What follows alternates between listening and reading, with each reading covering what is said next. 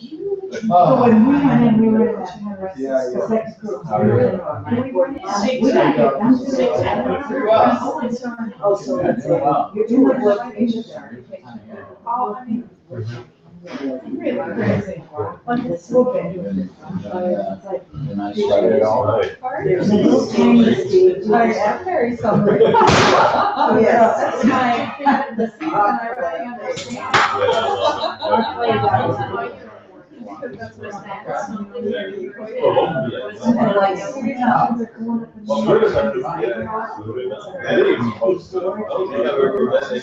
So how far do you ride? Oh, yeah. 4 miles.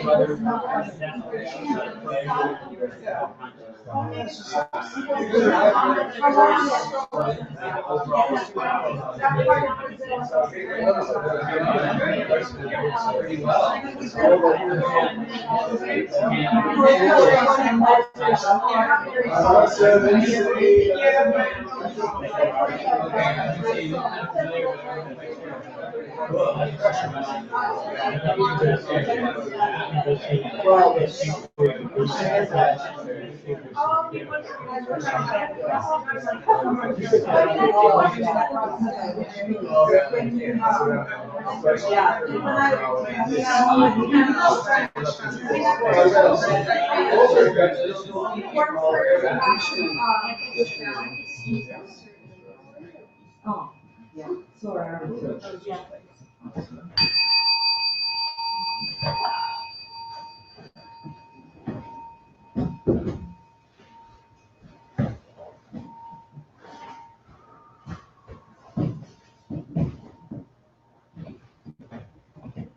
Wouldn't it be nice if everywhere you went in life you could ring a bell and just quiet down and start listening to you?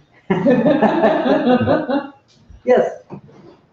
It's good that we've been well trained. So welcome everyone, my name is Danny. I think most of you, I know some new faces who might be new to the CML Sunday Sit tonight, or maybe new in the recent past to the community, so welcome. I think we're gonna get started with just a little bit of practice to arrive and find ourselves here. So feel free to find a posture that is comfortable for you.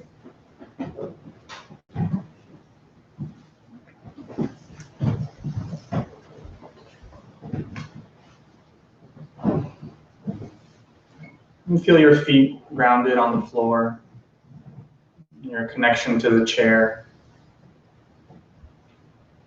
Your spine be tall, your head lifted high, shoulders and face relaxed.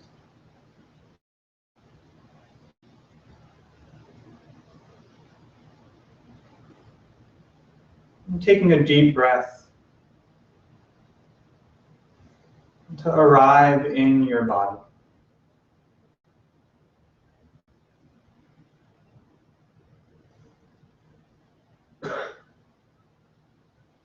Noticing if your attention has been in your head, in thoughts.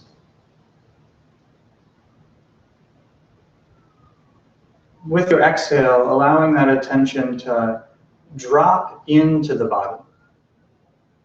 Almost as if it melts down from your head and sinks lower into your chest, into your belly, down into your feet.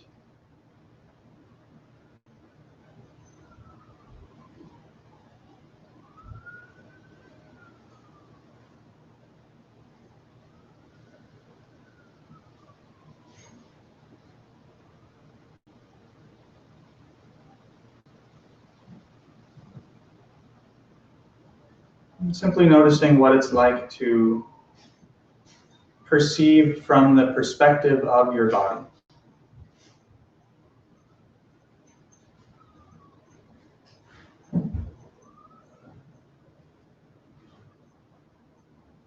And simply feeling whatever sensations are arising.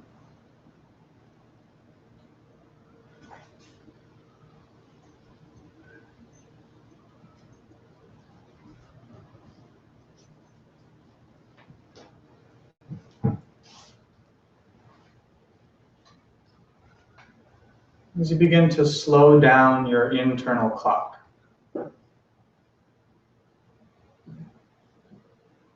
moving at the rhythm of your body, the rhythm of your breath.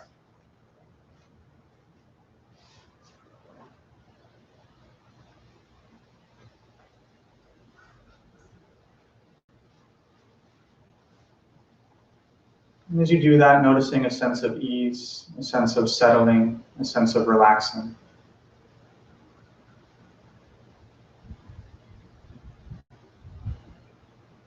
And at the same time, maybe noticing where there's tension,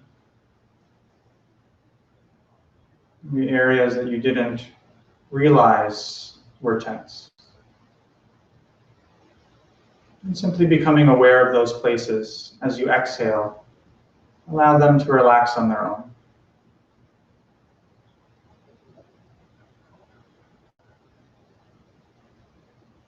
And sinking a little bit deeper into the experience of this moment.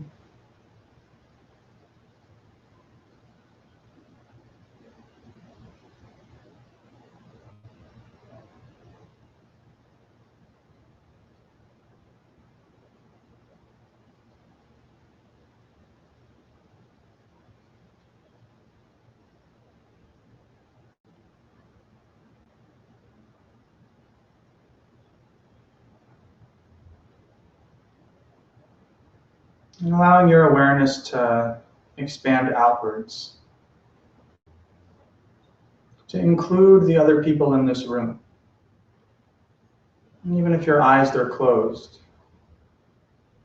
just having a felt sense of the people around you, of everyone else doing this practice together.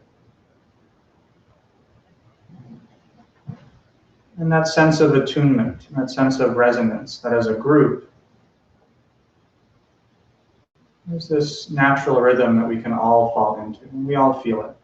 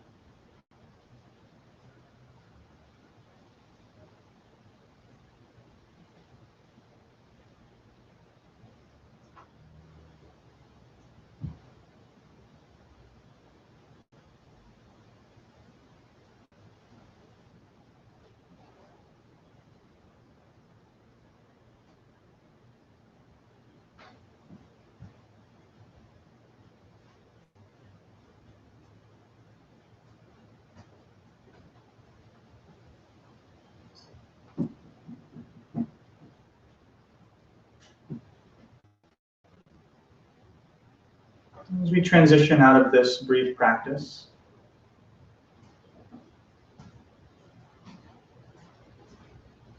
setting the intention to maintain this momentum, to maintain this awareness of your breath, this awareness of your body, the awareness of the community as a whole.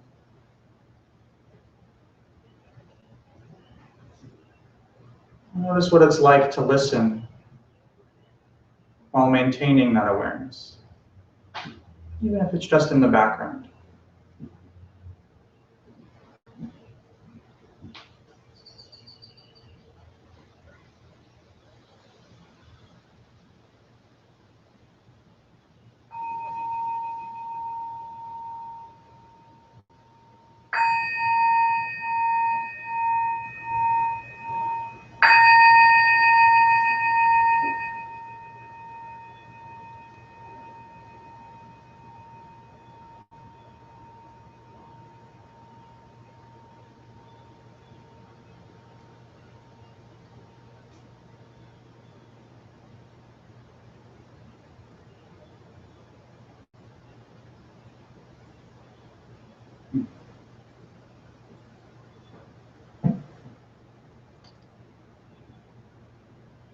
And so as I mentioned, my name is Danny.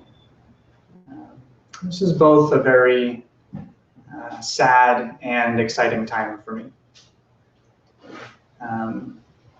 I've known quite a few of you for a while, back when the Sunday sits, not as far back as some of the people in this room were associated with that, but when it was just about 7 or 8 people gathered around here in a circle, and as it's grown over the years, and I've had my journeys of leaving the community at that time and coming back and joining what is now called the Monastic Academy. Its very beginning stages. I wasn't part of the kind of original residents who got the whole thing started, which Stephen D is, who is back as a resident now. So also back before me. But it's been a really interesting journey for me to get to dedicate this portion of my life to this practice and to this training, and to continue to dedicate that. And so what I wanted to talk a little bit about today is the story of a modern monastic, and what that means, what has been unfolding with this whole experiment at CML, and how it's unfolded for me, what I've learned along the way. In really honoring the story that brought me to be here, actually seeing how being at CML helped me to deconstruct that story and to find something that is true when that story is not being maintained. And then also using that to have the confidence to be able to go out into the world and kind of, create a new story that is both not limited to what my old story was, but also is not fixed to some idea of what I think it needs to be. And I think, all of our stories is everyone's story. And everyone, relates to it and connects with it in their own way. And just kind of reflecting on, my background, my childhood, the things that led me to be here, really seeing that, growing up, I felt very disconnected from most people. There was kind of always this sense within me that people were very strange, and not that I wasn't, but I just didn't understand why there was so much conflict, why there was so much arguing over things, why there was kind of so much turmoil, and especially kind of growing up as a male and being influenced with male friends in a strange way. Like, also felt very disconnected to like the modern male culture and the sense of disrespect that was given to other people, and the sense of needing to maintain a sense of pride and all of that. And I had a hard time really fitting in, and I actually found myself being really good at integrating into new groups of friends, but very quickly kind of like dropping friends and finding myself in a whole different scene.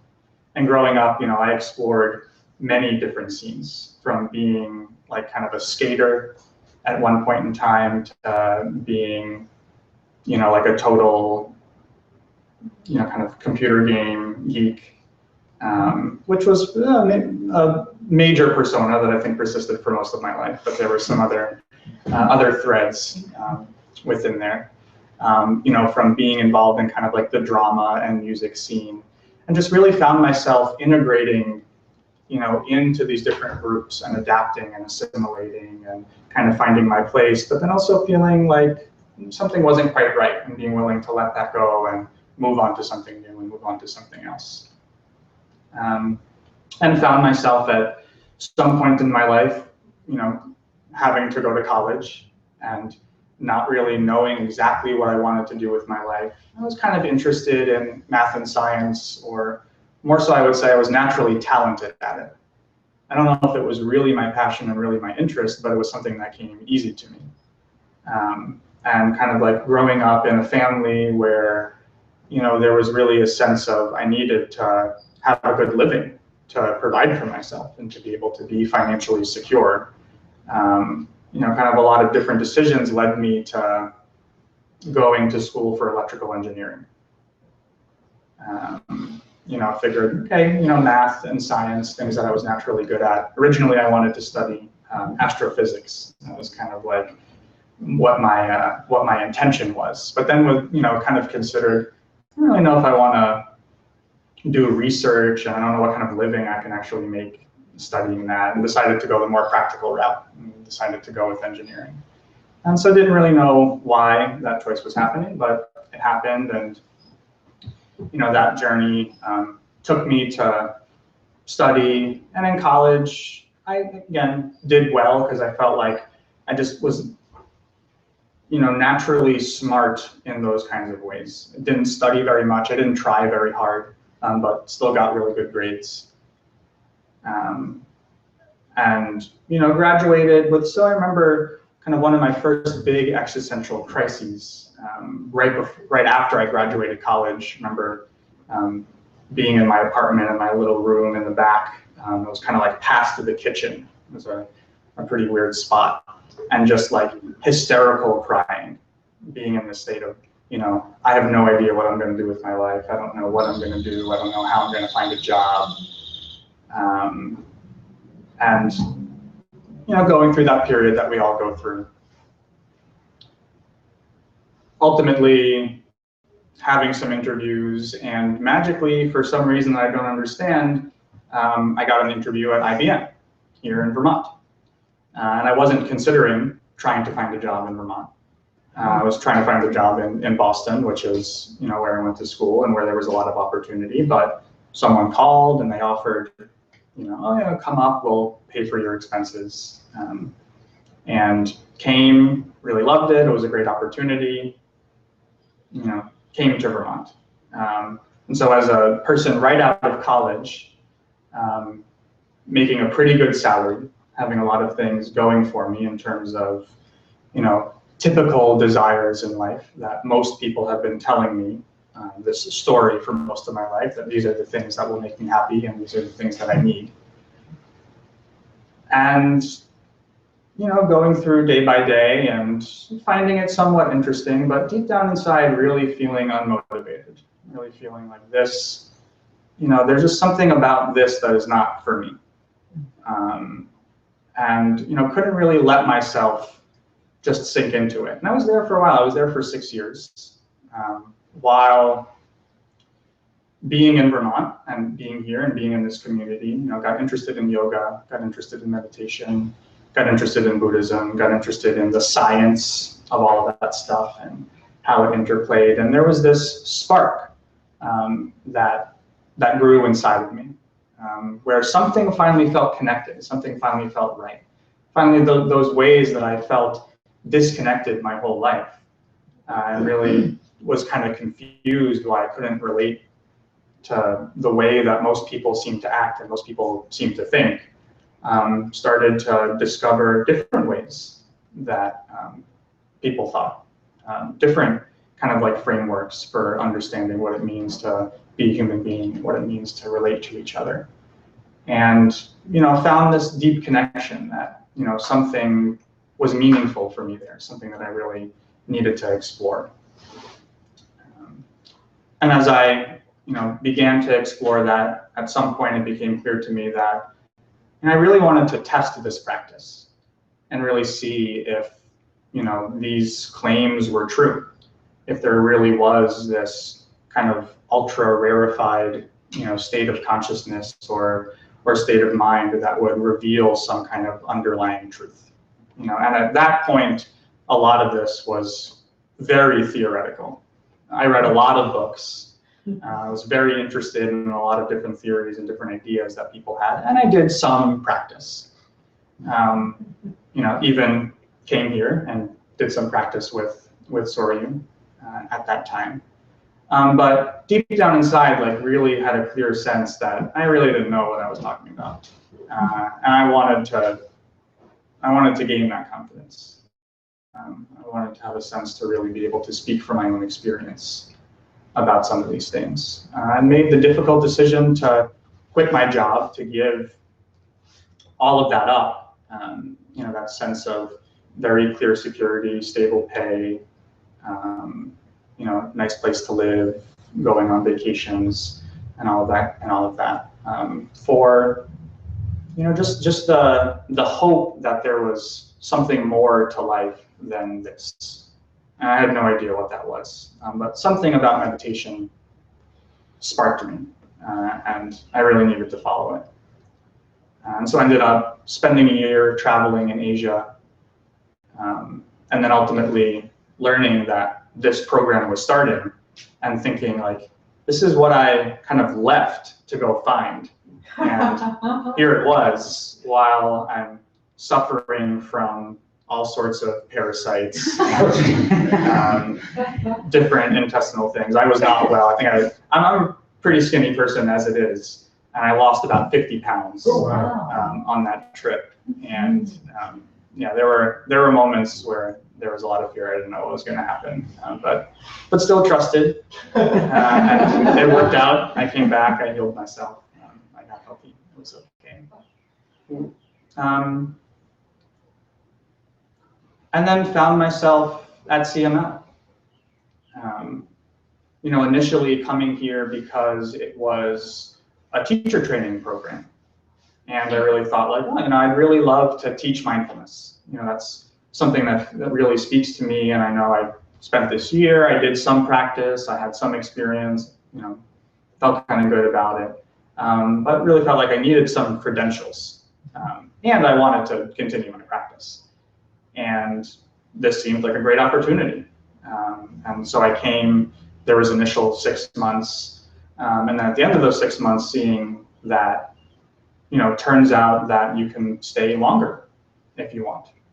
And things seem to be going well, and decided, okay, I want to kind of see what happens. I want to continue to explore this. And, one thing led to another. At one point, I was asked to kind of come out of the retreat portion that we were doing and asked to step into more of a role of responsibility to help out with the organization of the center, trying to figure out what we were going to do, trying to figure out how we were going to sustain ourselves. And I would say that it's something that was both asked of me, but at the time, something that I actually subtly really wanted and kind of requested. So I wouldn't necessarily say that it sort of just happened, but it was definitely an unknown circumstance. And that's the way things would have played out. And since then, a lot has evolved. Things have continued to change. Things have continued to grow. And so many changes within me. So many clarifications about how this practice changes our awareness, changes our relationship to the world, changes our relationship to others. I remember even right in this room when we lived in this meeting house, we shared these apartments over here and the apartments next door, and we used to have, our meals right in this room next door.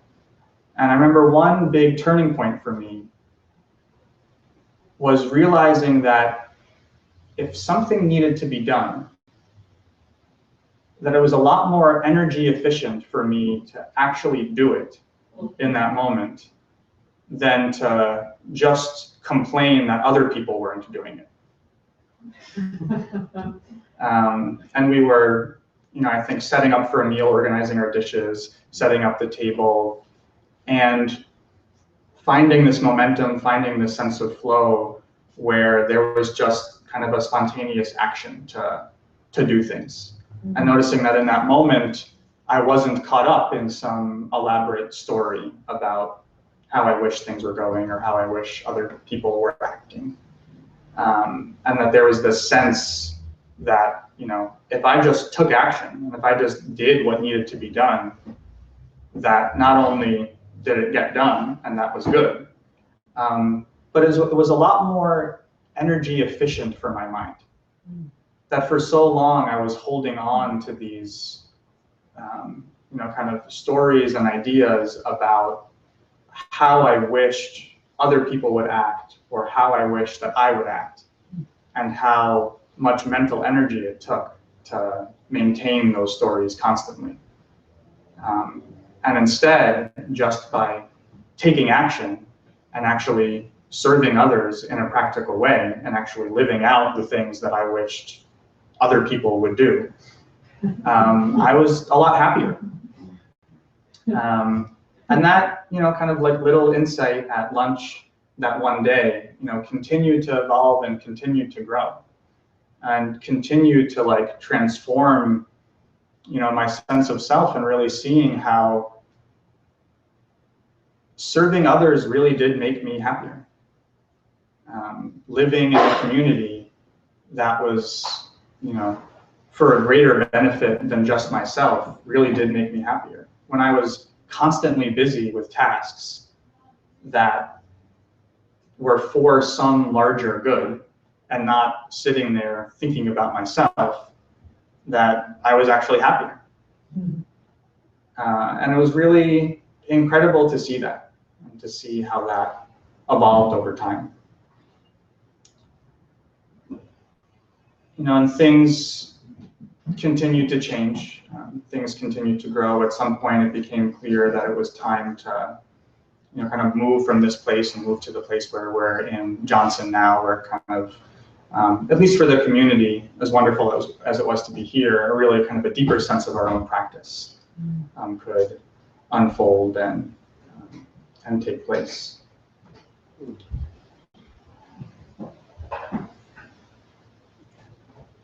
And in ways that I feel like I won't really explore in detail, and after we do some practice, I'm going to leave time for questions. And so if there is anything specific that you're interested about it, I'd love to address things specifically. But I'll say that the essence of what I've really learned, or the essence of what I've really taken away from this practice and being at CML, is a clear distinction of when my awareness is in my head thinking about stuff, and when my awareness is actually grounded in my body. And it may seem like a very simple thing to say. And the subtlety of actually having the time to really work that process out, and to see again and again when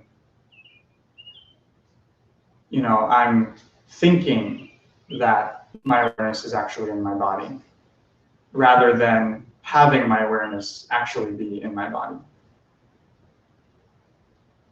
And learning that subtle process, learning how to live more and more from that place, learning how to act more and more from that place, learning how to speak more and more from that place, learning more how to listen from that place, and all of these subtle shifts that brings. And to know that there are times where I still get caught up and I still get stuck in that story. But there's a sense that it's clear, like, happening again. And then a sense of confidence of knowing how to return to something more basic and something more fundamental.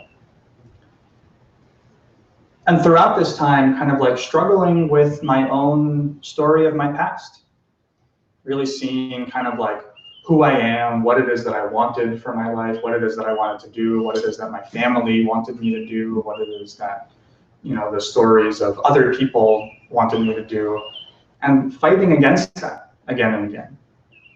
And times when we would go into retreat and really having the opportunity to really drop that story and find something more fundamental and more basic, and gaining confidence in that and really seeing that it's something that's real. And then coming back out of retreat and engaging in work, engaging with the community, and seeing how that story comes back and keeps tugging at me. And over time, I started to resent my story.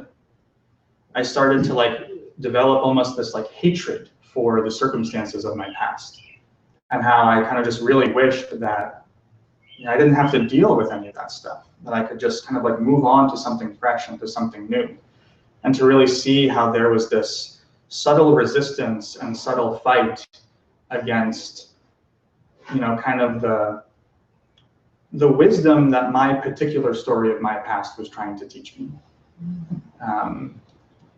And the things that I could learn from the particular life circumstances that have brought me to where I was, and the challenges that I continue to face.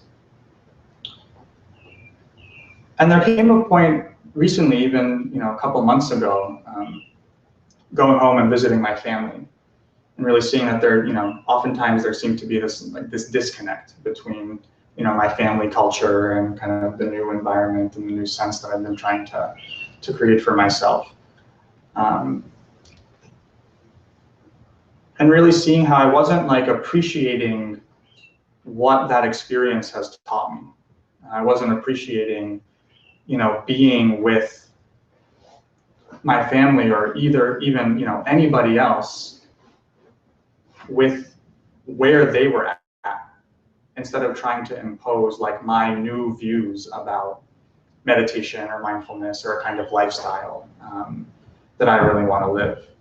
And just seeing that in being able to actually kind of be with their pain, in a sense, and be in their suffering, and not try to change it. And to see that my efforts to want to change it was actually a resistance in myself from fully being willing to feel what they were feeling. And the more I became present and aware in my body, the more I was open up to the feelings of others, and the more I couldn't ignore that feeling. And so for a long time, there was this tension and there was this fight against being willing to really go there. And then seeing to just experience the suffering that I go through being in that environment and not resisting it. And the pain and the suffering is still there in that sense. But it almost it wasn't a problem anymore. It wasn't this thing that I needed to change, that they needed to be different, or that somehow I needed to be different. But it was just really accepting the situation as it was, and noticing how to bring equanimity to that experience, how to not resist, the feedback that I was getting from the world, and getting from that environment. And ultimately, I think what that has taught me is to appreciate my story, and to appreciate the struggles that I've had, and to appreciate, all of the times that I sat in meditation and all of these thoughts that were totally overwhelming and confusing, relating to like objective things in my life that I was trying to change or make different or overcome in certain ways. And really seeing how it's possible to appreciate that as a sensory experience. And by not maintaining a solid story around that being who I am, I could still be a part of it and participate in it, but not have to be so overwhelmed and not have to suffer as much because of it. And I kind of use that as an example to like illustrate a point that I think has also been a major sense of learning for me at CML, in that to some extent, my story is arbitrary. And I believe it because it was my experience, and I hold on to it, and I keep replaying it again and again, and I try to push it away in certain ways. And all of that's there, and all of it's going to continue to influence my life. And all of it, I have a greater sense of confidence that it has a lesson to give me that I'm sure I'll continue to learn. But being at CML and immersing myself in this practice has shown me kind of like a confidence and a way of being in the world that is independent of that old story. A way of just being present that doesn't need to fit into this idea of anything. And that is totally mysterious, and that is totally new, and that is changing each moment. And at the same time is also incredibly disorienting and fearful. That to like flirt with that state of really dropping the idea of who you were, and being willing to really walk in that direction has been really scary, and could kind of touch it for a moment and then fall back, and touch it for a moment and then fall back. And each time growing a little bit stronger and gaining a little bit more confidence in how to make a connection with whatever that is. And really seeing how clearly that when I'm able to live from that place of not having this fixed story about who I am, that there's more joy, that there's more energy, that there's more possibility, that there's a deeper sense of connection with other people. And the times when I'm just caught in my head, wrapped up about that story, complaining about it, arguing about it, it got really bad. And having the opportunity to be at CML, actually for a while, that experience got even worse. That the more opened up to a sense of kind of joy and freedom and happiness that didn't have that story, when I went back into the story, it was terrible. And it continues to be immediate feedback. And something that I feel now, especially going forward, that there's a part of me that won't allow myself to continue to get stuck in that, because it's just so apparent to me how terrible that is. And that there's like a natural momentum to move in a slightly different direction that feels more natural and that feels more free. And that I think opens me up to a greater place of being able to be of service. And moving forward, I can say that my decision to leave was really something that I struggled with for a while. And something just became clear to me that it's what needed to happen at this point in my life and at this point in my journey. And for me, at least, by no means do I feel like I'm running away from something, being in this community. You know, I've greatly valued the opportunity to live this kind of lifestyle and see the tremendous value in doing it. And at the same time, don't feel very confident that I've kind of fully achieved my goal for being here. That there's definitely more work to be done. That, you know, I didn't have some kind of experience that I now feel like I'm ready to leave and everything's going to be okay. But, you know, there is this sense that I no longer need to be limited by who I thought I was. And I'm really interested in exploring what happens if I totally trust, you know, the ability to step into something new and to see where that brings me and to see what lessons I have to learn from that. And feeling that, you know, at this point in this new story, that that's something that needs to be explored.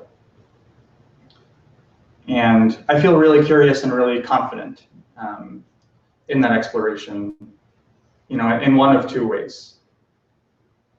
That I'm able to kind of bring this practice and engage in the, you know, in the world in a more, you know, social way, and really see kind of like how easy is it to actually maintain it without the container of this community and without like the rigor of the schedule and the practice, and really kind of test what it is that I've experienced.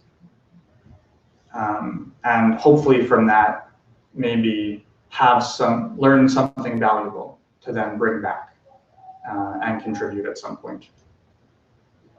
You know, or at the same time being willing to completely fail. And really realize that, you know, it was not the time. I was not done, you know, I'm not ready to handle this yet. And to be able to kind of come back with a renewed sense of confidence and inspiration that, you know, to fuel me. I think I was saying this to Miles the other day, but a feeling that, you know, Soryu often talks about throwing ourselves into the practice and like having a complete dedication, and really seeing how there's this limit of my willingness to be completely dedicated to really letting go of everything. And as much as I, you know, attempt to cultivate the aspiration to do that and see the value and the benefit of doing that, you know, there's just a part of me that isn't willing to fully do it yet. And I feel like, you know, kind of going out on a new adventure and on a new journey to kind of push me in a new way, to gain a new sense of inspiration, to kind of bring that to the next level. And that at some point, kind of, I've gone as far as I'm letting myself go. And, you know, looking for something that will enable me to push it further. And the thing that has become, you know, very clear in this transition is I'm considering, okay, so what am I going to do? Am I going to find a job somewhere and kind of continue the practice, but figure out a way to survive in a certain way? And, you know, I really love to teach mindfulness and to teach this practice in whatever ways I can be of benefit, you know, maybe in corporate settings and leadership settings and groups like this, maybe somewhere else. But seeing that in that whole exploration, in trying to see, okay, am I going to find something else that I'm going to do that I think is somehow going to stabilize me and bring me, you know, in the next direction in my life? Seeing that clearly that is not the way. that the whole prospect of even searching for jobs and even imagining kind of like working in the kind of environment that I used to work in before is just like every part of my body just resists it. And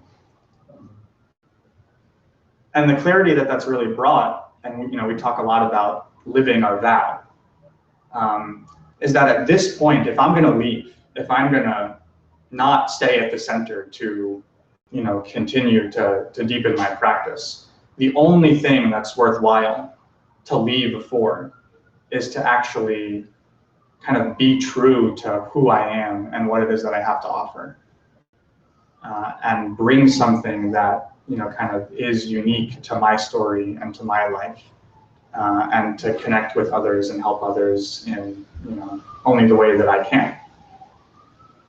And that's the only thing that is motivating to actually go out into the world and do something different. Everything else, it's just clear, is not the way to go. And that's incredibly scary. There's a lot of fear in what that's going to look like, and setting out to actually, see if I can accomplish that, see if I can do that on my own. And seeing the way at how CML unfolded. Soryu often talks about the way it ended up going was not what he wanted to happen, and not what he imagined to happen. And so being very clear that I have an intention, I have a direction, that a sense of embodiment, and sharing these practices around being really clear about how to be present in your body, and live from that place in some way is something that I want to share. But what form it ends up taking, who I end up connecting with, how it ends up being expressed at this point is a complete unknown. And knowing that even that intention might take me in a completely different direction, to find something else. And to see, reflecting on my whole experience of holding on to a story, learning how to appreciate that story, letting go of that story, and knowing that there's a new story that is going to be created. And at any point, if I try to lock that story down, and turn it into what I want it to be, it's clear that I'm going to resist that I won't allow myself to actually do that. And to have the confidence to continue to be in that place of unknown, and openness to explore, what this new story that wants to be expressed is.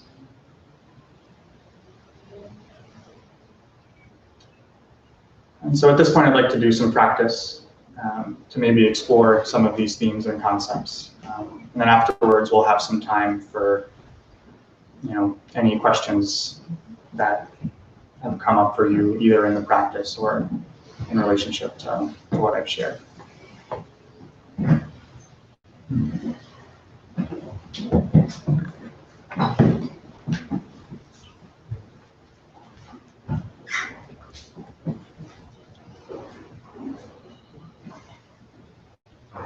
So as we've talked a lot about here, and has also been a major theme of my practice, and Soryu repeats it again and again, and I'm going to repeat it again and again, that posture is extremely important. And that there comes an awareness when your spine is straight, that this practice just becomes easier.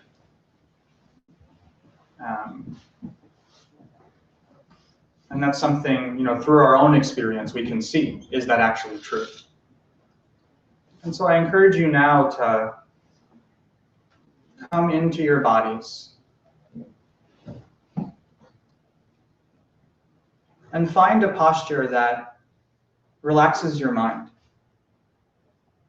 And so, of course, it's helpful if your feet are firmly planted on the ground, if you're making a firm connection with the chair, if your spine is straight, your head stacked over your shoulders.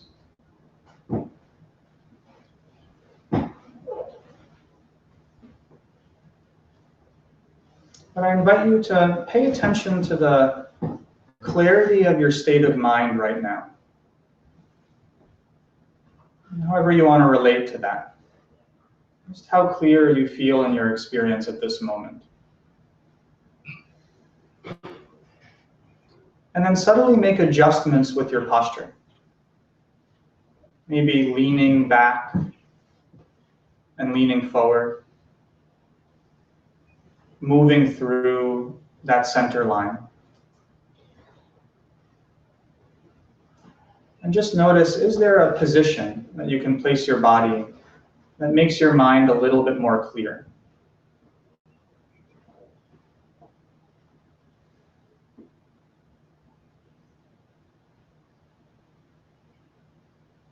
And you can do the same thing, maybe leaning a little bit to the right and a little bit to the left.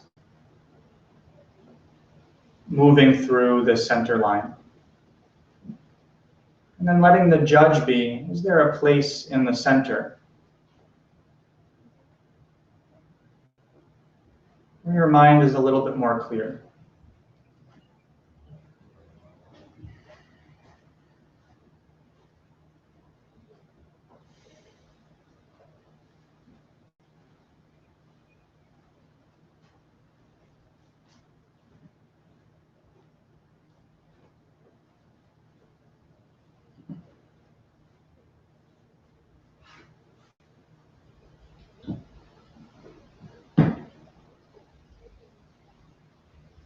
And for the moment, I'd like you to pay attention to where in space your attention is located.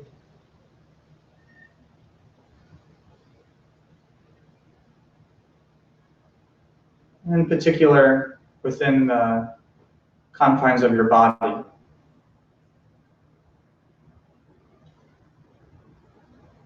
You find like your attention is located in your head, maybe in your chest, in your belly, in your feet, in your hands. And just noting naturally, without trying to place your attention anywhere. Where does it gravitate to? Where is there the strongest pull?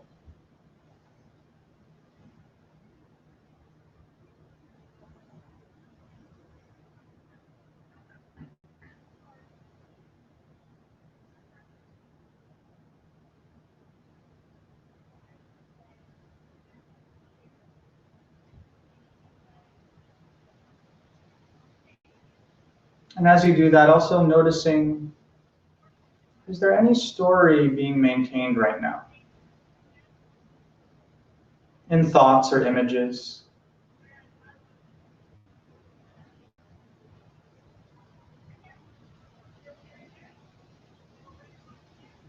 And where do you perceive those thoughts?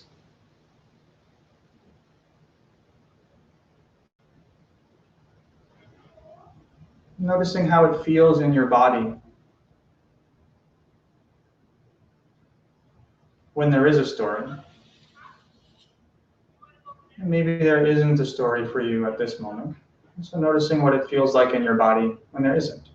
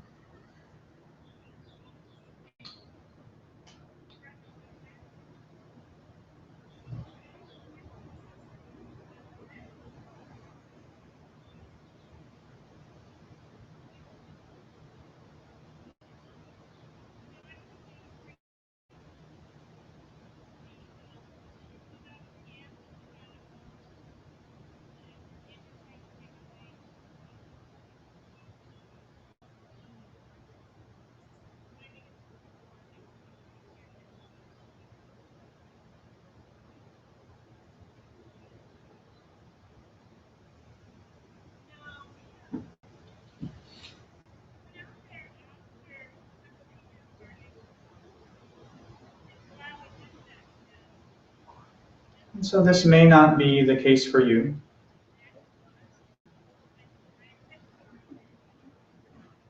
It may be typical that when we're telling ourselves a story, we see and hear images and words in the location around our head. And that we can notice that spatially our attention is located there.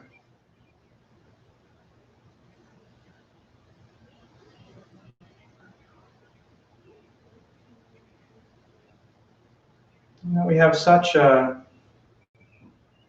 habitual pattern of buying into that story, of identifying with those images. And it's just natural that our attention will be drawn to that place.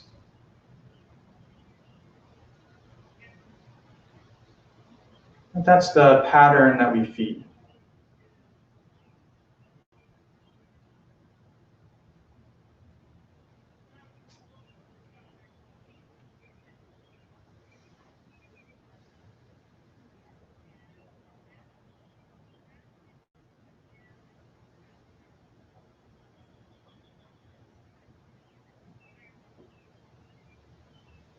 And see if it's possible now to drop your attention into your body, and in particular down to your abdomen.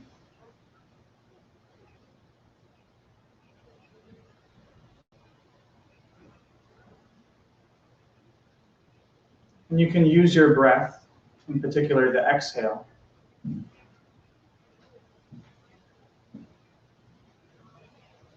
to allow your awareness to drop down into your body.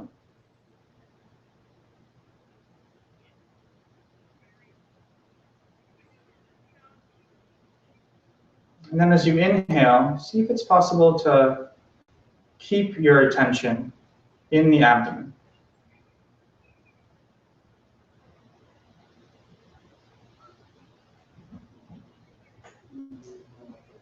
And as you exhale, relaxing into that experience.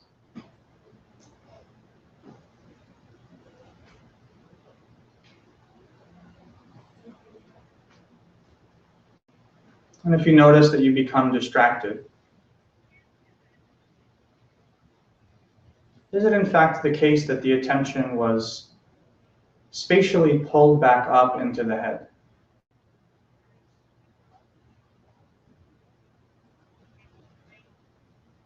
Without fighting against that experience, with the next exhale, just letting the attention sink or melt through the body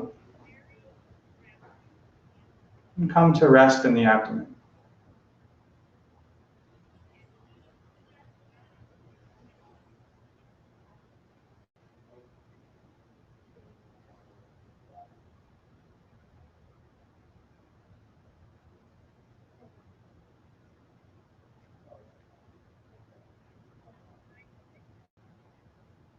And as you do this, you might notice that sense of gravity really wanting to pull the attention back up into the head. Maybe it feels more comfortable, more familiar with it up there.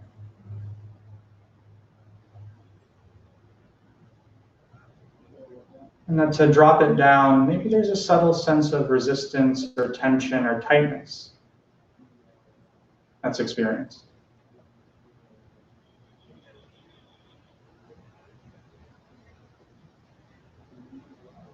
Noticing that, see if it's possible to relax into that experience.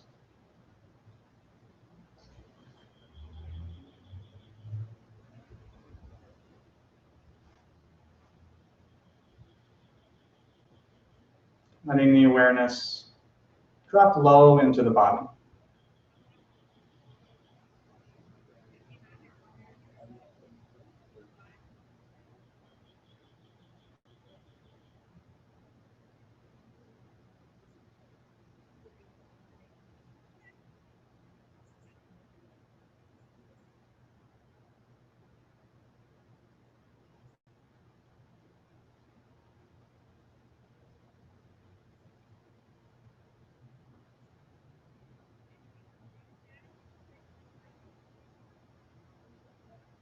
any sense of resistance, any sense of tightness around maintaining the attention low in the body.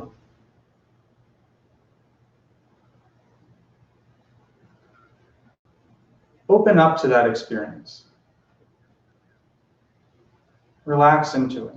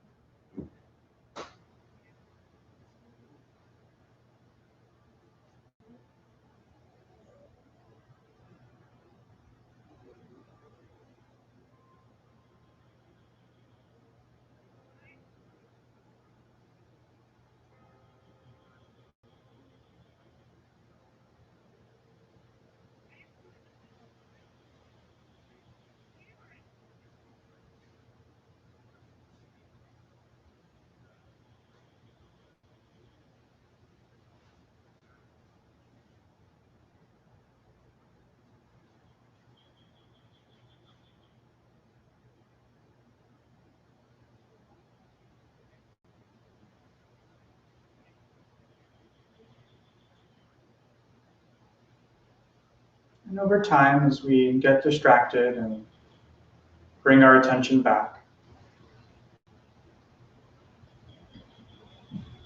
paying particular attention to when your attention is staying in the abdomen or low in the body. Is there also a story being maintained?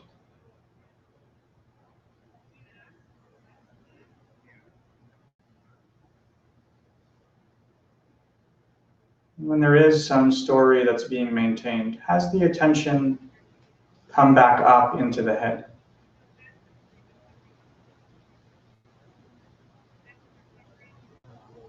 And so see if you can be really clear about these 2 points. Where in space is your attention?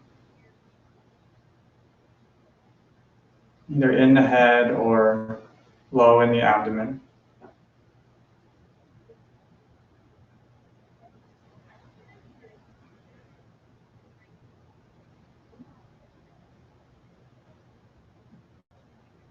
And at those different points, is there or is there not a story being maintained?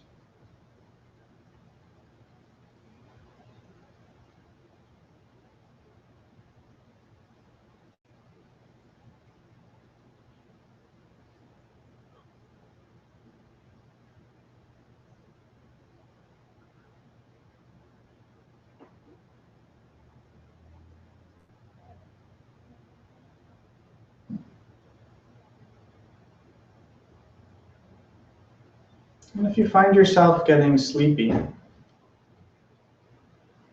you can make your breath a little bit more active. And deepen your exhale as you hold your awareness in the abdomen. Notice how a little bit more of an active breath can bring some more energy and engage your awareness.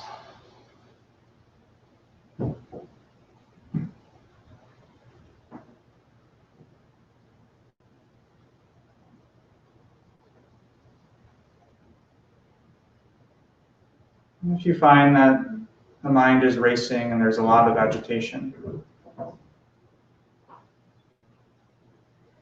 see if you can relax and settle into the breath a little bit more.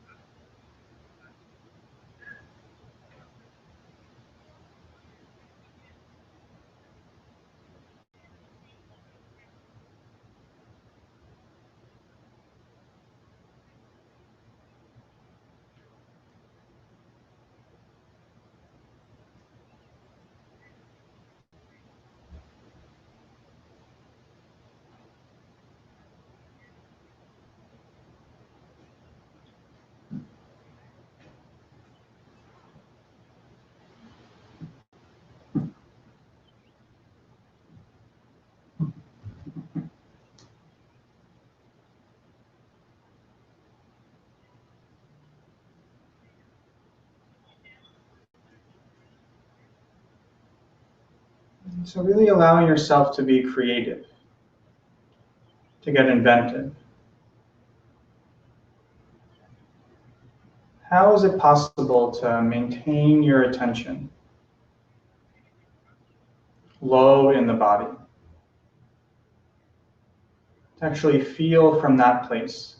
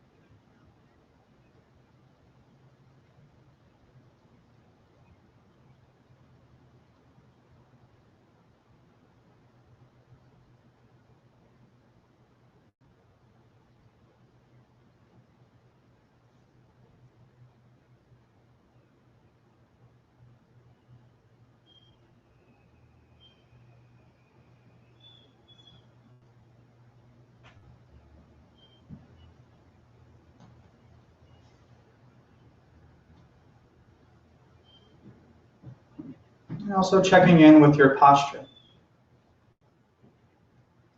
Noticing if it's difficult for you in this moment. Is your spine straight? Is your head stacked over your neck?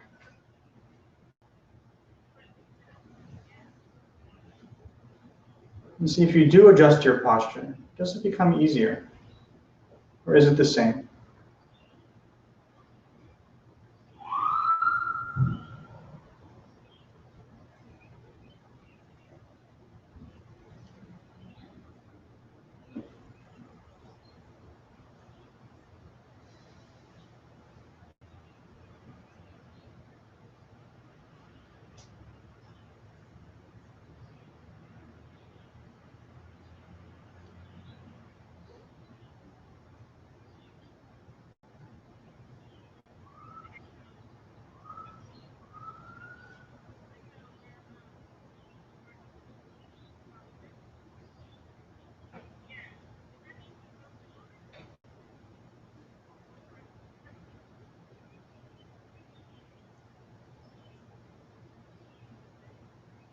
And to whatever extent you are able to make a connection with the abdomen, having the attention low in the body.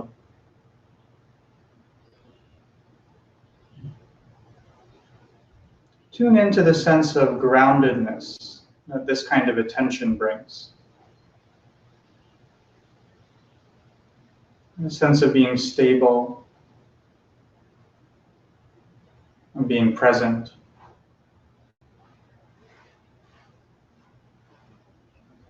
And being connected to the earth.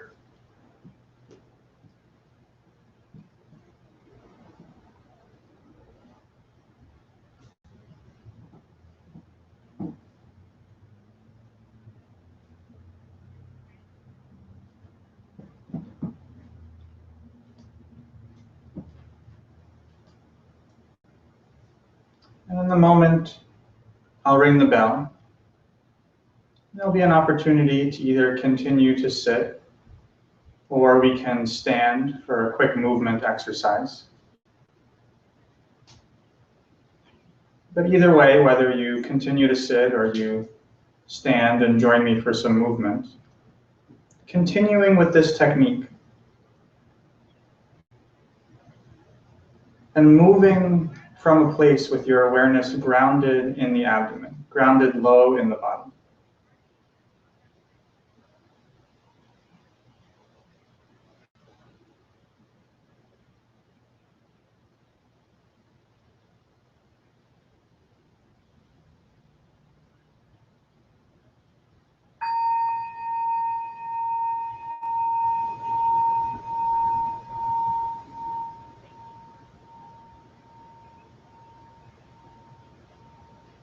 And so if you'd like, you can slowly open your eyes and come up to stand.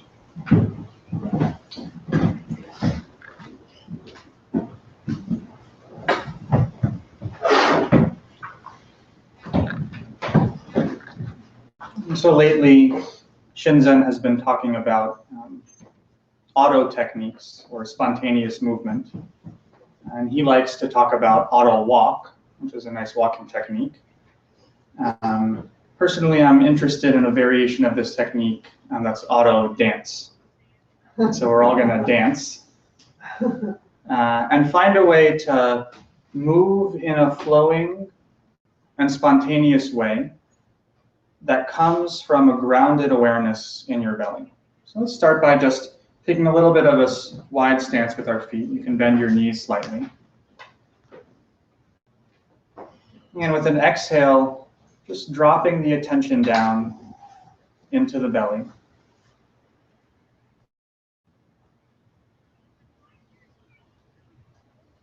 Noticing what it's like to keep your attention low, feeling that sense of being grounded. And then I invite you to start moving one hand,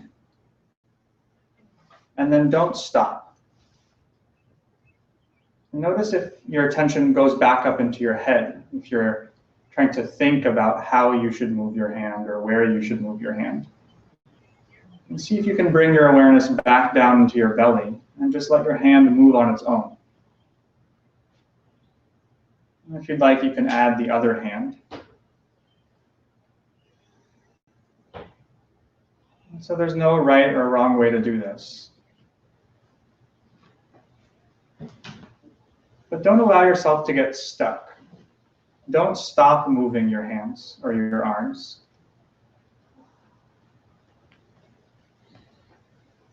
And keep your awareness low in the body.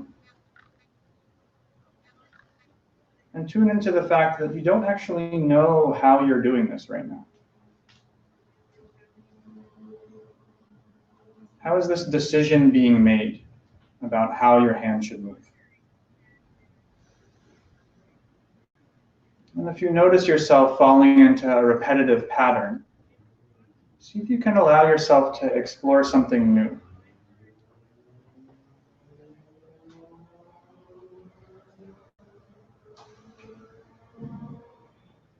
Notice if the attention comes back up into the head, that you're thinking about if you're doing it right or what you should do or if you should do something different.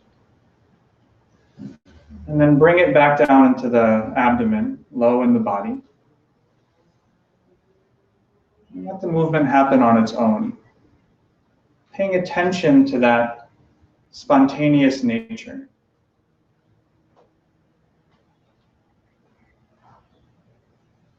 In fact, if your awareness is grounded low in the body,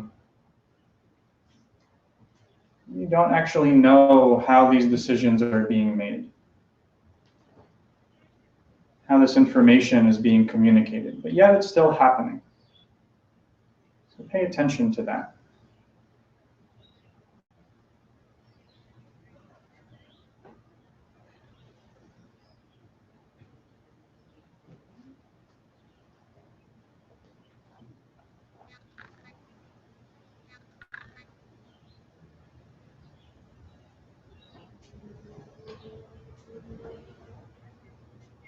Noticing if there's any resistance or tension that comes in the body. A sense of self-consciousness or any kind of pain or discomfort. You see how your movements can relax that in any way. Allowing them to change in order to maximize relaxation in the body.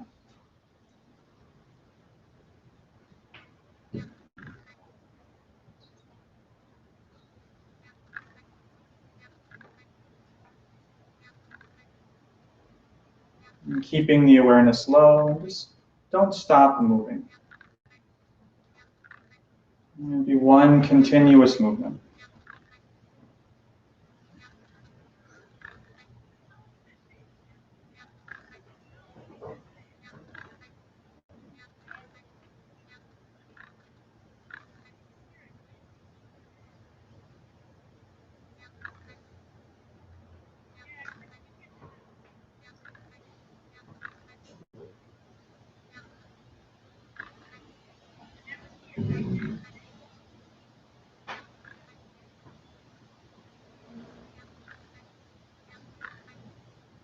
And keeping the awareness low in the body, we'll transition from this movement in a continuous way back down to your seat. So you can slowly start to let it unwind. So you can let that continuous momentum bring you all the way back down to your chair.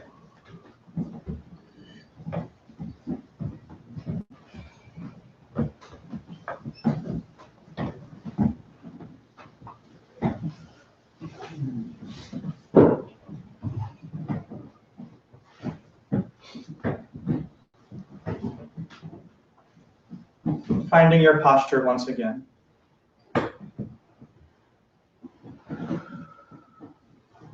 You can quickly scan your body. Just notice what you're feeling now after moving in that way.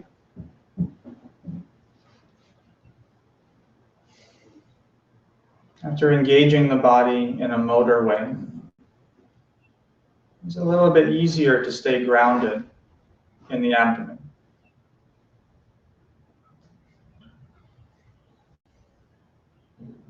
A little bit easier to let go of our story.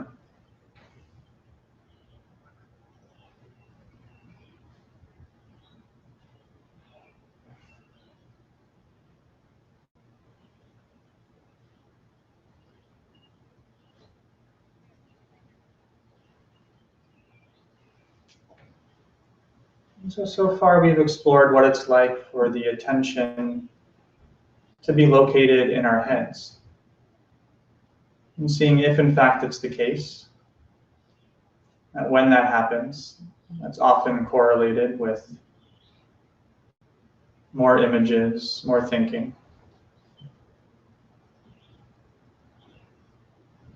What it's like for our attention to be grounded lower in the body, in the belly, in the abdomen. And if in fact for you it's the case that when that happens, there's a sense of feeling grounded, of feeling present, and maybe the thoughts subsiding.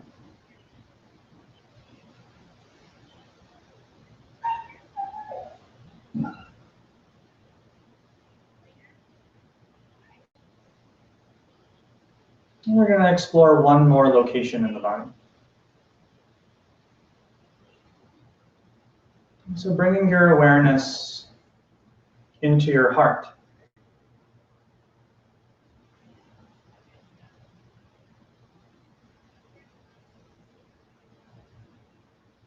And so spatially, seeing if it's possible to locate your attention right in the center of your chest.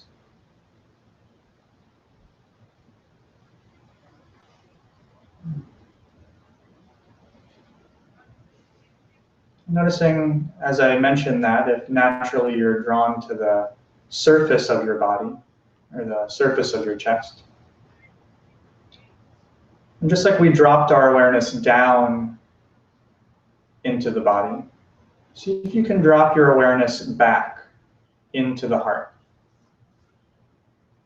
Almost as if you're falling backwards into that space behind your heart.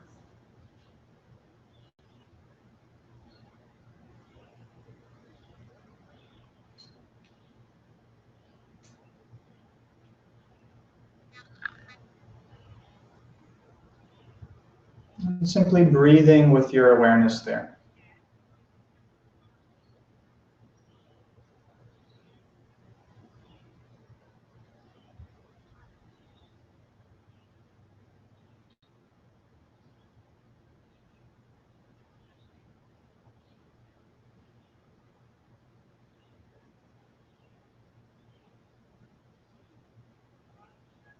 Noticing what does it feel like to have our attention be placed in our hearts, as opposed from in our heads thinking about ideas like love or compassion.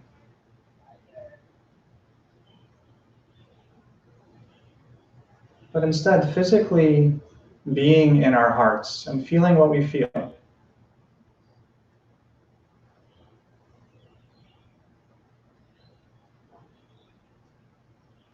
Is there a sense of openness?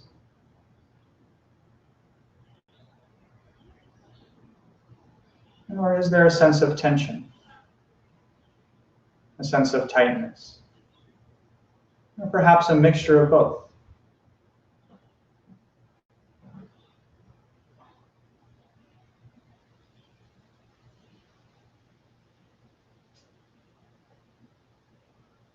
Knowing that if there's a sense of openness, a sense of spaciousness in the heart, a sense of warmth, you have a very natural feeling of love. And that we can feel that right now in this moment. And we can send that out to this community, send that out to others.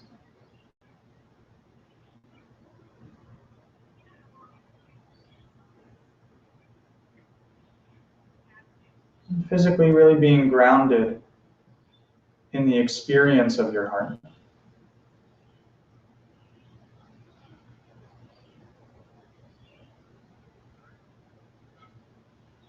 And maybe we feel a sense of tension, a sense of tightness, a constriction.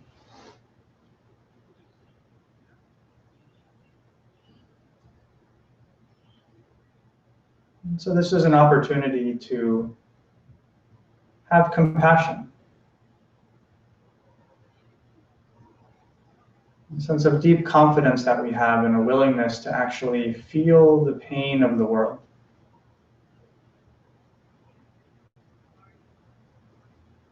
Maybe it's our own pain, maybe it's someone else's pain.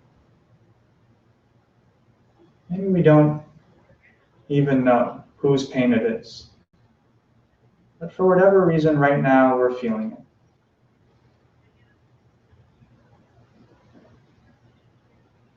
And opening up to even that experience.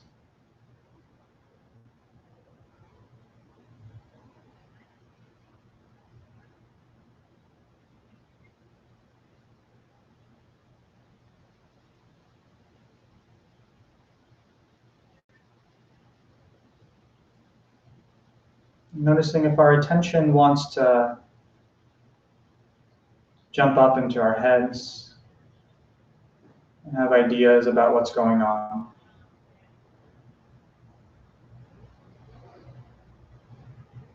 And just noticing that it's just a matter of location. And with an exhale, and just letting your attention sink, melt a little bit lower into the body.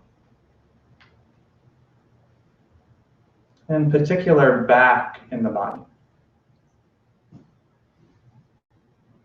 Almost as if you're falling back or leaning back into the space behind your heart.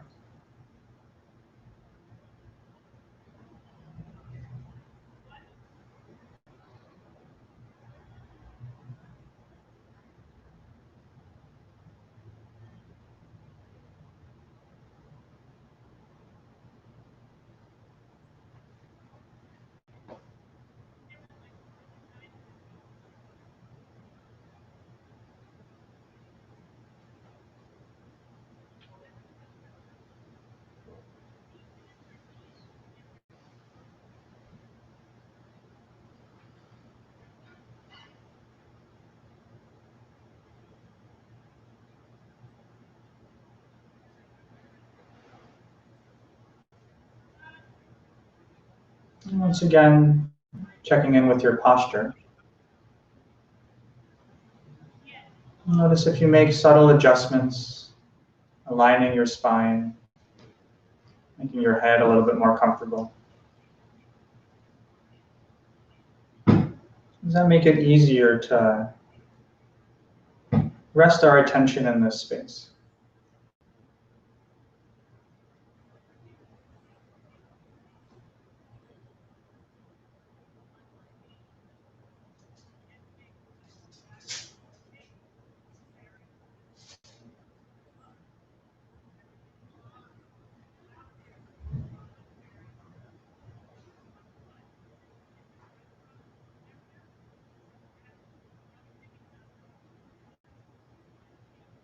And if in the space of the heart, there's a natural sense of openness, a sense of love, a warmth,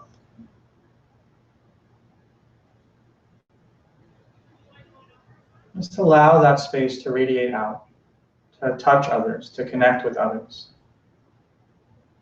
And see if you can feel that connection.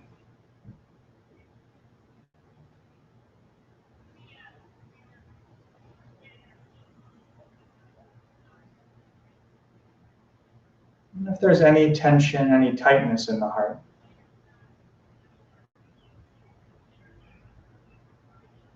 relaxing into and allowing that experience to be there.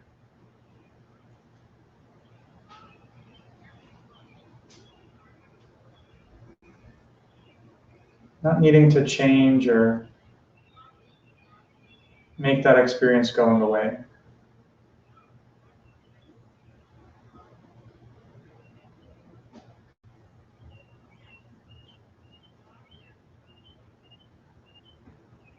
Knowing that maybe there's a pain for yourself or for the world.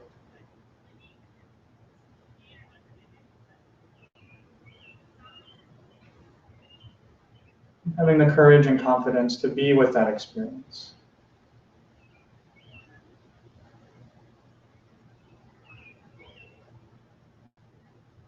To feel it fully.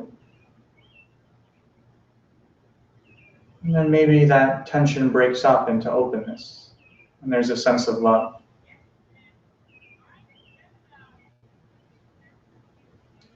And maybe that sense of love and openness allows you to tune in to the pain of others, and there's a tightness and a tension. And by allowing yourself to be with that experience, that tension breaks up and turns into openness and love.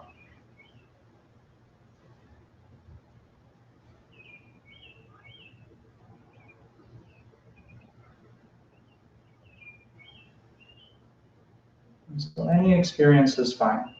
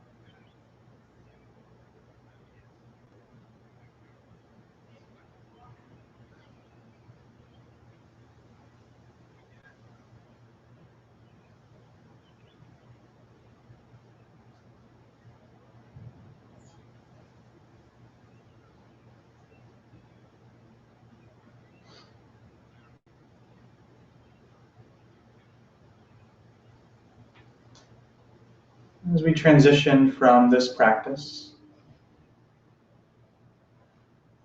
into questions and reports, and practice in life, make a choice.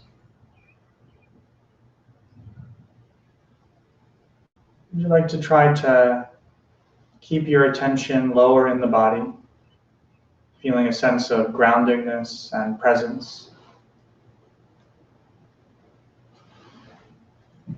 Or are you interested in trying to keep the awareness rooted in the heart, opening up to a sense of love, compassion, connection?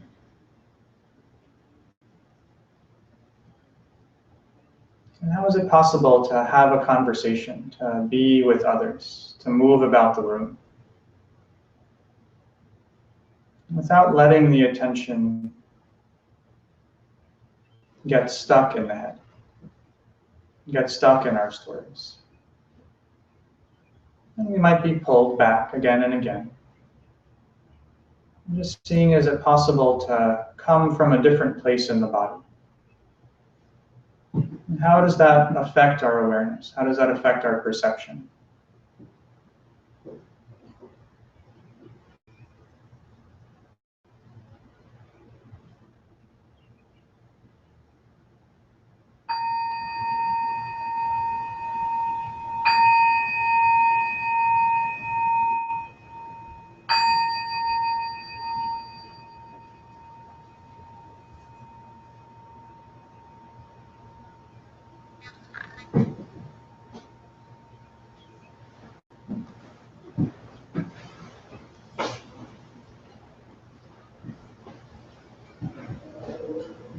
So this is a time for any questions, reports about that practice. Questions for me?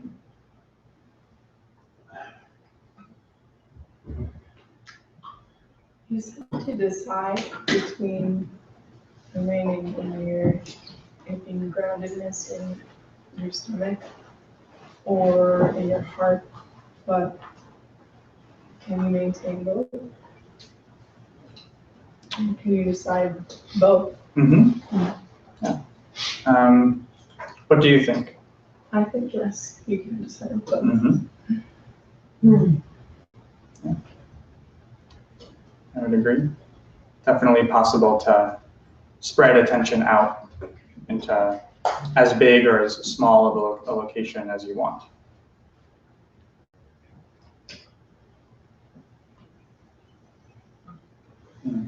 Yeah, I guess I'm kind of curious. What's the feeling like when you include both? It feels like a symbiotic relationship. Mm-hmm. Cannot have one without the other. Maybe it's not always balanced, but they can give the other more power, more love. Mm.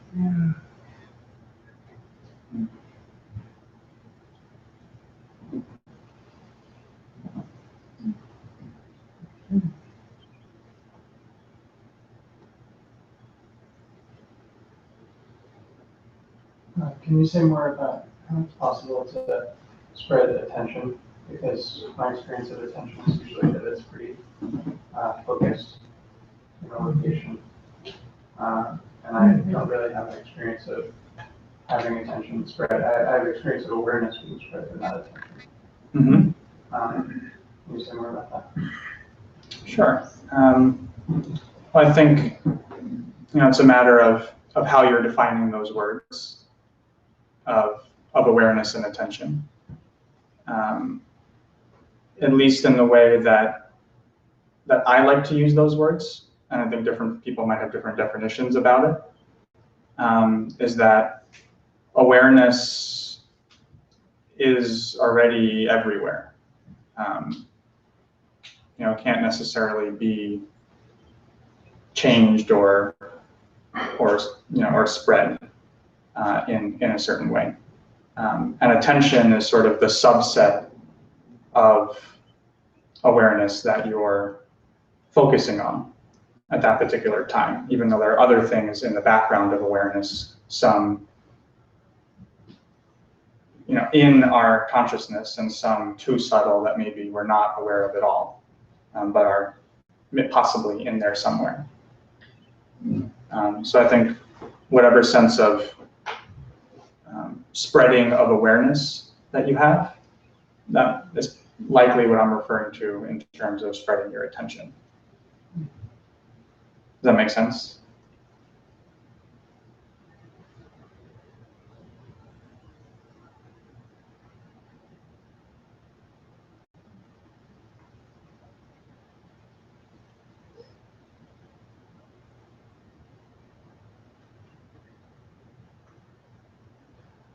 I could have a dozen questions because in many ways you seem to be at where I was more or less half of my current age ago. The difference obviously being you're being a heck of a lot more proactive about it.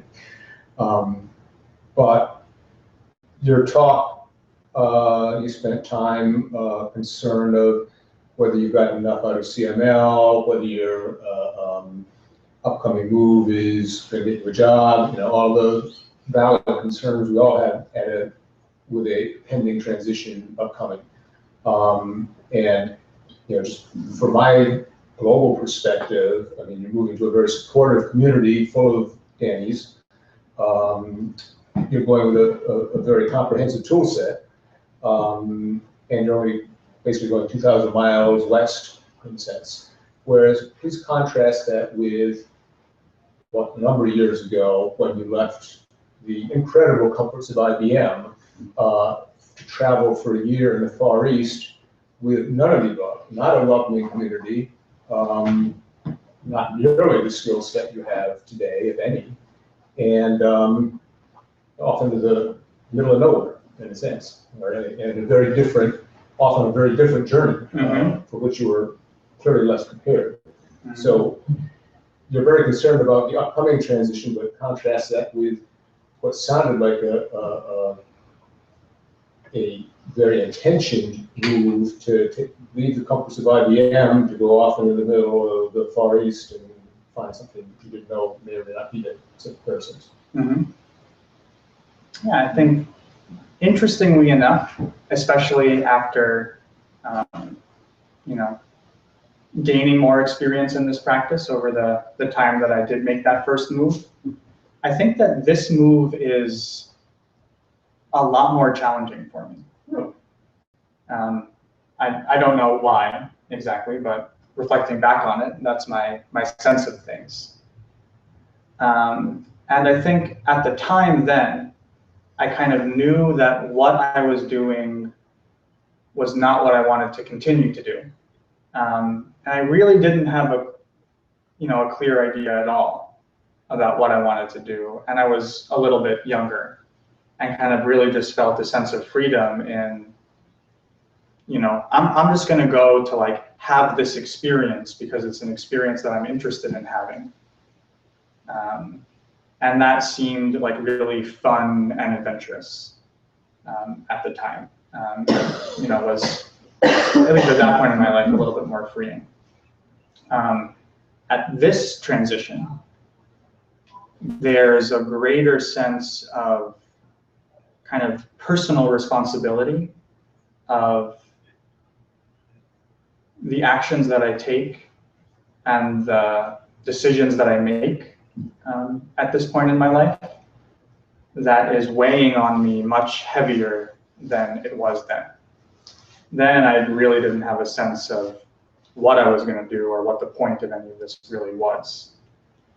And so it was a lot more, kind of carefree in a sense. But I feel at this point, there's such an awareness of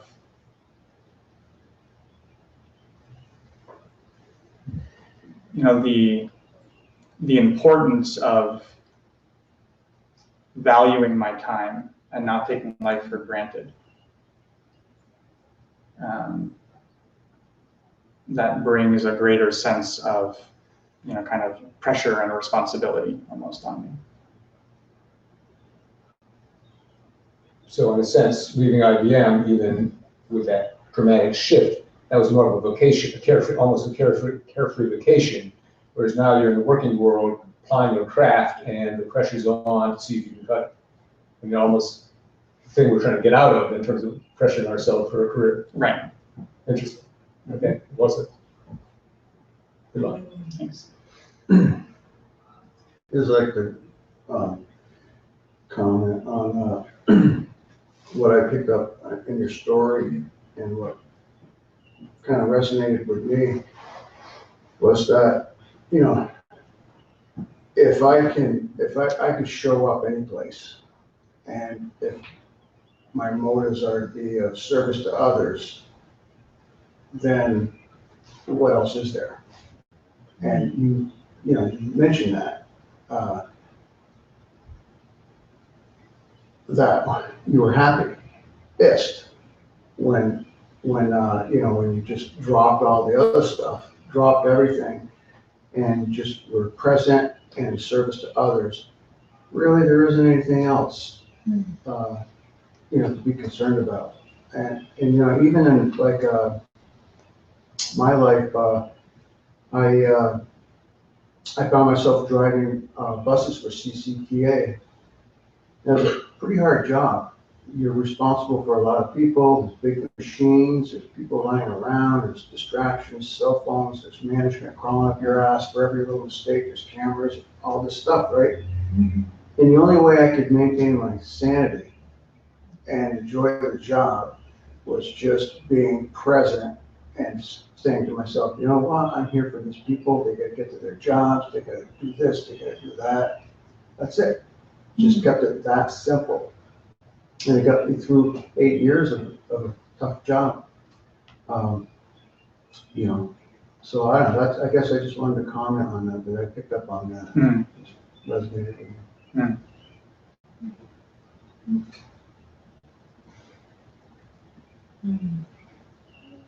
Thank you, Brad.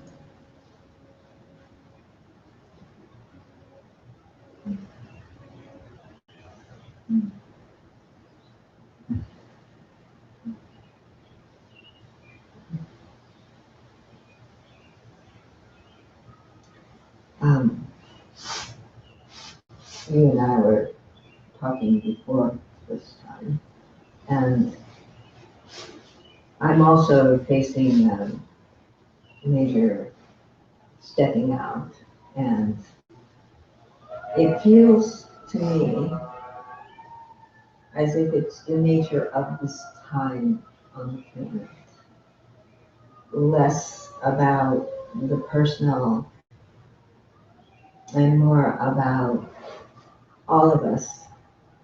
And so those of us who are actually physically stepping out are maybe just doing it for everyone to, because things could get really strange pretty soon. And we have to be ready to face the unknown, whatever that, whatever ride that. So I'm just saying, maybe we're all doing that and being present is all you can do. And to know that we're not alone.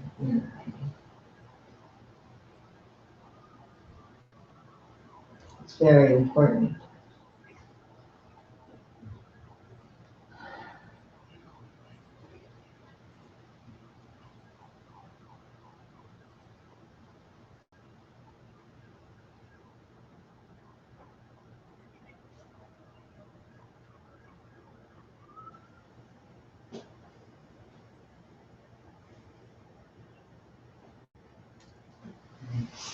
How will you know when you're being of service to others? Good question.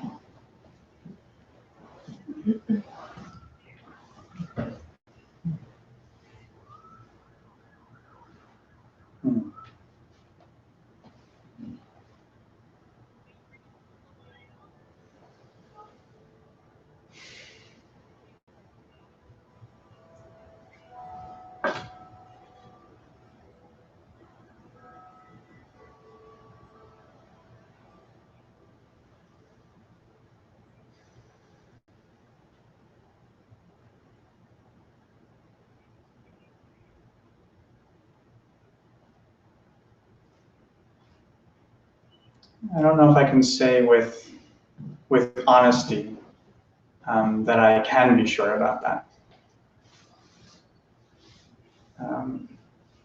Taking a moment to pause and really see what comes up.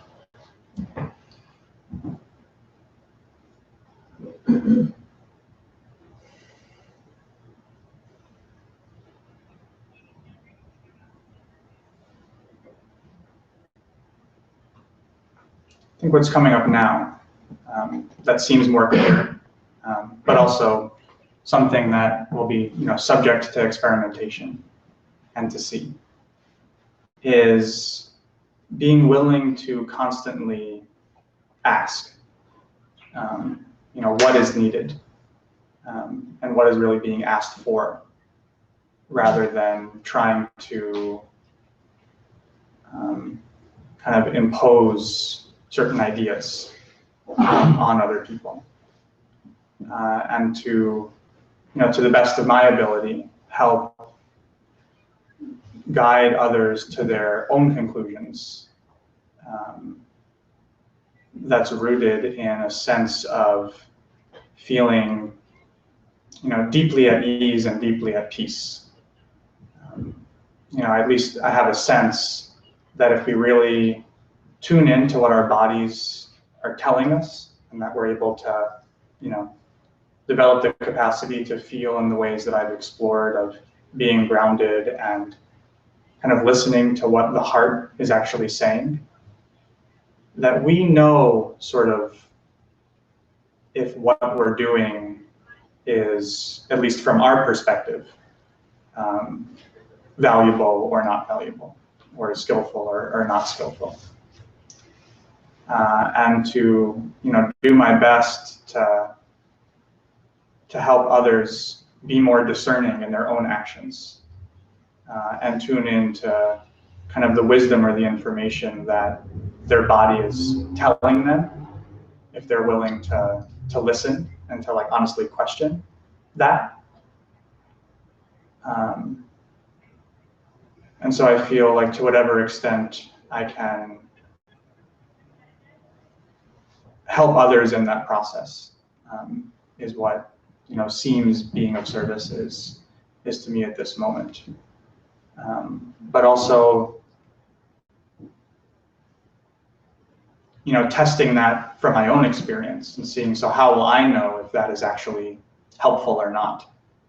And being willing to, kind of listen from a place of, when I act in certain ways or when I do certain things,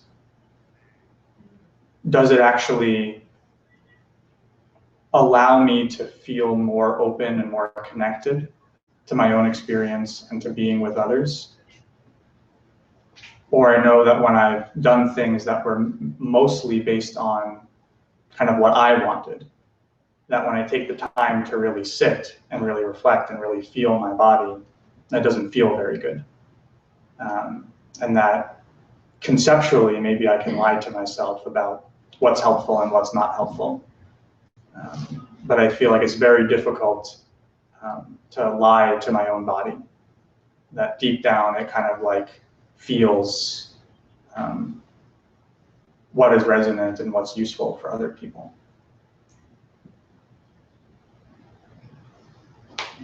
Thank you for that question.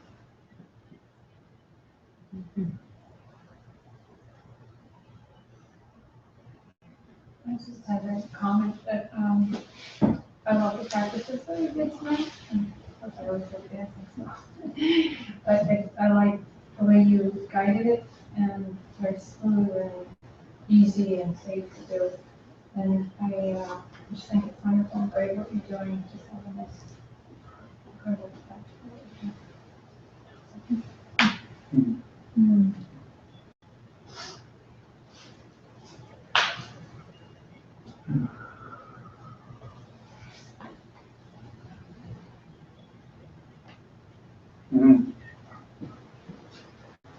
You mentioned earlier that awareness is everywhere.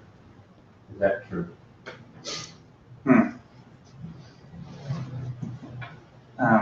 Thank you for challenging me on that.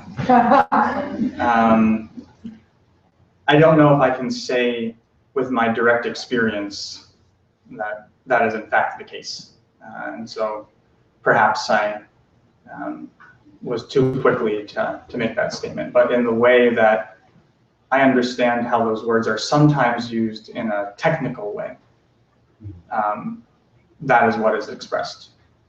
Yeah, I agree with that. But if you find out answer to the real question. Mm-hmm. Mhm. You will definitely be the first person that I call. What is wrong?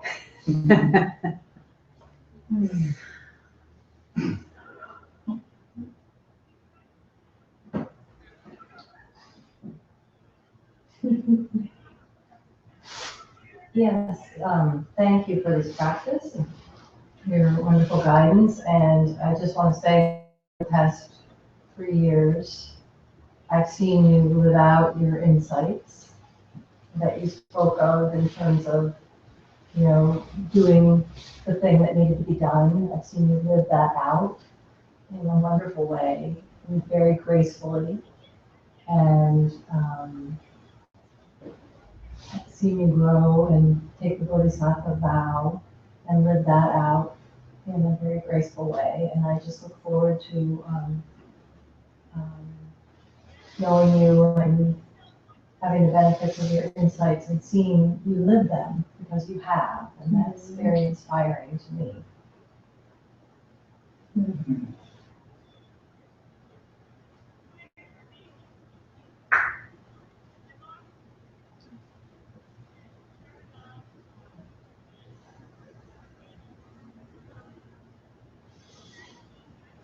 Thank you.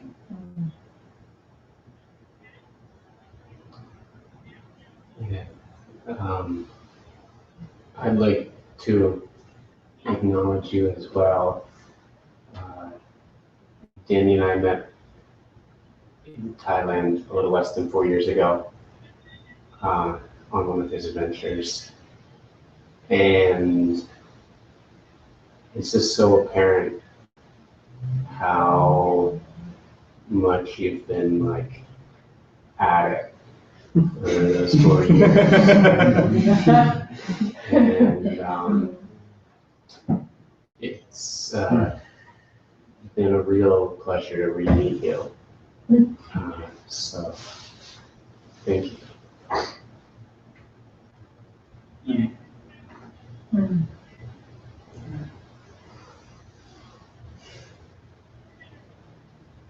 It's been nice to have some experience come full circle. Yeah.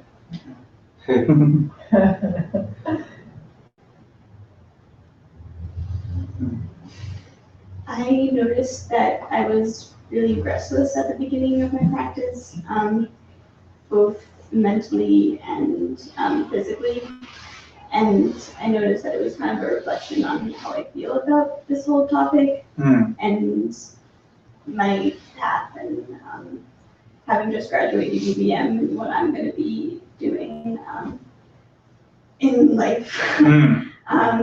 So I've been struggling with the idea of having the American standard of getting a job and sitting at a desk, and what my parents want, what they are supporting me for, and having had this college education, and also realizing that there is something more, and that I don't want to be chained to a desk for however. But I don't know, so the idea that I'm struggling with is privilege, and that I feel very privileged to be having this conversation in my head, because I think that a lot of people don't. And so I feel like, who am I to even consider not having a respectable job? And I don't know. So I guess my question is how you address privilege while still staying true to yourself. Yeah, I think it's very, very important for me to reflect on that. Probably a lot more than I actually do. I know I've had the opportunity to be really confronted with this question a couple of times, and really see like, oh, how often I take for granted how privileged I am. And how even despite that, I still complain a lot sometimes about how unprivileged I am in other ways. And I can say that it's beautiful to hear also, that you're wrestling with those same questions, and you have those same concerns. And at least for me, knowing that to be honest about that privilege, and not pretend like it doesn't exist, and not acknowledge the fact that there are many people who do not, have that kind of opportunity, or who are suffering in a lot of other ways. And to know that, because I've had that privilege, and because I have an opportunity, that it's perhaps possible for me to dedicate my life in such a way that will end up helping other people who don't have that privilege. And I don't yet know exactly how that's going to play out, and in what way specifically I'll be working to do that. But I know, or I have a sense that whatever it is that I'm involved in, I want to really check and make sure that it is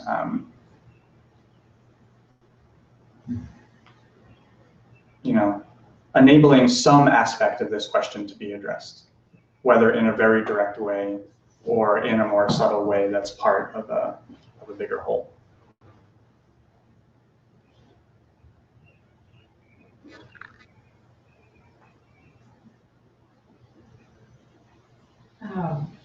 I really appreciated the part of your talk where you were remembering that lunch when you let go your whatever, sort of feeling that things should be different and just did what needed to be done.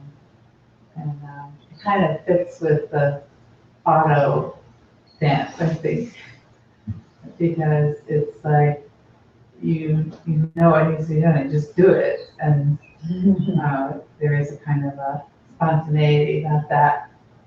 And I think that you're doing that, and your skillfulness and just trustworthiness is something you really have brought to the community, and you leave it behind.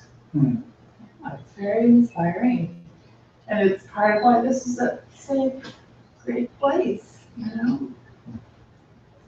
So I bet people will think, what would Danny do? In the next, time ahead. Yeah. Not to, borrow, not to overblow that metaphor.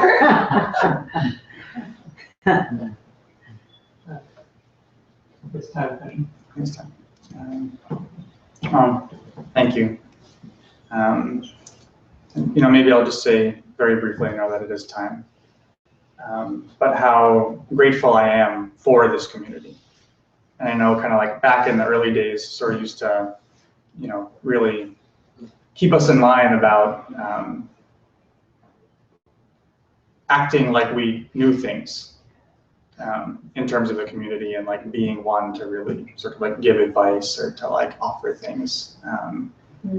And what I can say, from that experience also, is that really developing the like capacity to step back and listen, and really listen to the incredible wisdom that exists in this community, and the incredible practice that exists in this community. And thank you so much for sharing, what impact maybe I've had on you, but know that, each and every one of you have had a huge impact on me. And there's been so many lessons learned and insights gained from your willingness to come here every week, and be honest about your own experience. And I know that will continue, and that I'll be back for sure. So at this time, if there are any ways that we can support the greater community and taking action and to do things that are helpful, do we have some stuff? Reason that might help the Asian privilege, perhaps. We have some stuff. Let's Get Ready is still looking for volunteers in Burlington to help close the achievement gap between help close the achievement gap. So if you're a college student or interested in tutoring, you can do that. letsgetready.org. What's the achievement gap? I think that is, it doesn't specify here. Oh, SAT tutoring. It's SAT tutoring. You can become an SAT tutor. Thank you. I would say it's the gap between what privileged kids get in terms of education and non-privileged kids, and so helping them achieve just as well as people who have more privilege. Thank you. And then 80,000hours.org, still doing their email guide. You can go to their website and sign up to get emails delivered to you every week, telling you how you can make a greater impact in your career.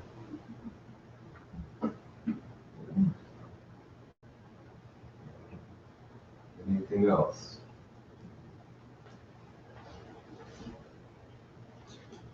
There's a nonprofit based in Montpelier called the Wake Up to Dying Project, and they facilitate conversations and exploration around death.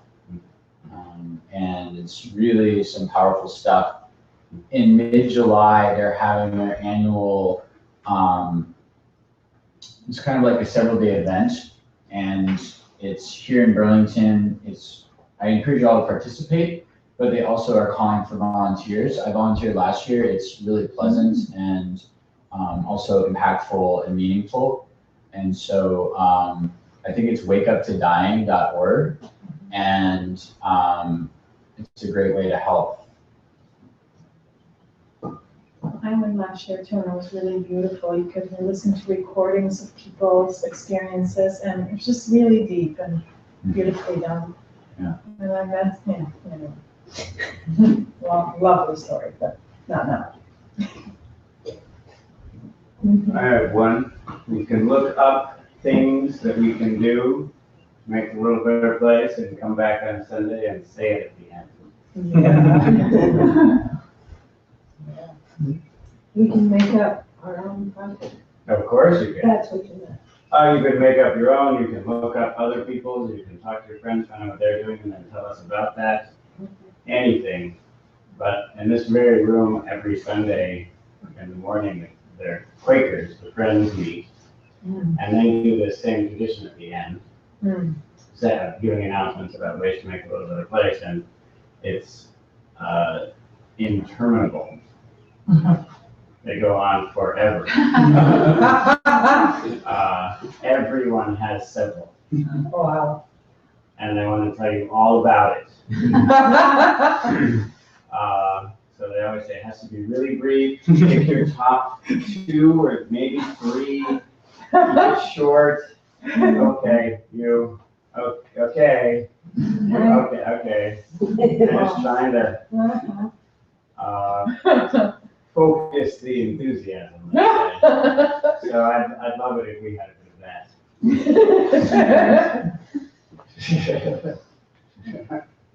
We also have spaces in our Monastic Academy. So for those of you who are questioning and interested, come and talk with us after. We have like 15 minutes or so, and please, we'd love to tell you about what an amazing opportunity that is. And I'd like to make an announcement about the upcoming Sunday Sits.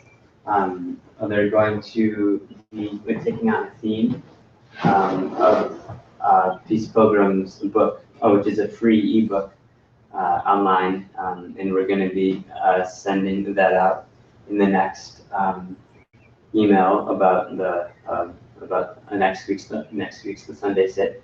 But each week we'll be exploring a new section of the book, and most of them will be taught by Soryu, and residents from the Monastic Academy might step in on some chapters or whatnot. But so we'll look forward to those building on each other and going through the book. Can I say something about that? Yeah, just that if you look up Peace Pilgrim online, you can get her book for free, they'll send it to you. And if you appreciate it, they do that and make a donation to them, I believe. So it's a really inspiring book. Sorry to barge in, I know it's late, but just, first of all, well said, Ben, thank you for explaining that. But for those of you who don't know, Peace Pilgrim was a spiritual teacher, passed away in the early 80s, I believe. And she has been one of the main inspirations in my spiritual path, and I've been led, as we say, to share that teaching. She has a book. She had a very powerful and beautiful life. And I expect, just so you know, that it will give a little bit of continuity to these Sundays, and that it'll take us about a year to move through that book. So it'll be fun, enjoyable, and there are many different facets of that teaching. But I'm very grateful to her, and I think of her as the most deeply awakened white American so far. And I think it's worth, because of my connection with her, discussing what she presented. And if we like it, we can move on to other people. Like Fool's Crow and other people who have talked in this area. So thank you for being willing to give this a try. If you are willing, if you're not, then come and talk to me about it. And the very last thing to say, I'd also like to acknowledge that this is also Ben's last day at CML. And he gave his kind of final talk a couple of weeks back, but he's also going to be finishing school at UVM, so he'll be around. But he's also honoring him. It's a Peace Pilgrim. Yeah.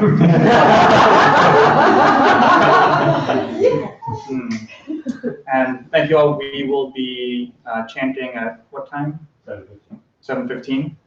And so if you'd like to stick around and join us after the chanting, we'll leave in silence. Otherwise, enjoy a few moments to connect. Thank you. Taishin.